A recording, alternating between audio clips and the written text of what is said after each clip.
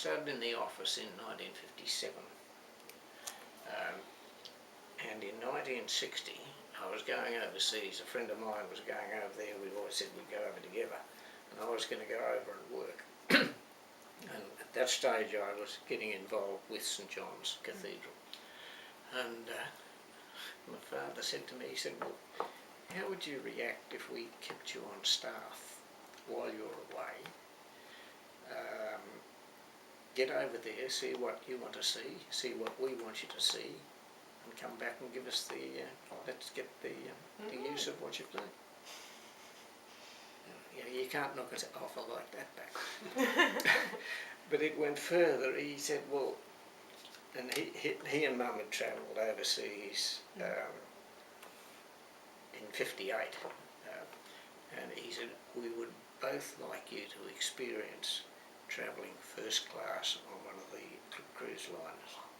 So I went over on the Gosseye first class, and I came back on the maiden voyage of the Oriana the following January. So, as I say, I was spoiled. But it was a fabulous experience. I saw a lot of the cathedrals, met up with some masons over there who'd been involved with cathedral. Met a lot of Dad's friends, architects that he'd met as when he was president here, and it was a great experience.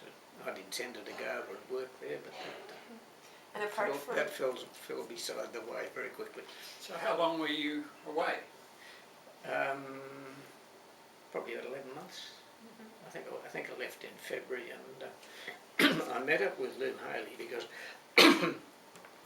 Lou was represent Australia in the Olympic hockey team in 1956, and then again that was in Melbourne, and then at the Rome Olympics. So they came up to London. I had a little Morris Minor. So Lou and Pat and I travelled around all around Europe for 2 months in a Morris Minor. That was a scream. And where did you go? From what's the little island off south of Rome? Not Sicily. There's a little. Not Sicily. No, not Sicily. Capri. Isle of Capri. Isle of Capri. We went from the Isle of Capri right up to Norway, and travelled in between. We had a fabulous time. It was, and were there specific buildings that you saw on the way that you remember? I think probably one of the old cathedral, just amazing. I think the one I like, and I still remember as much as any, was Durham Cathedral. It is so heavy. It is brilliant.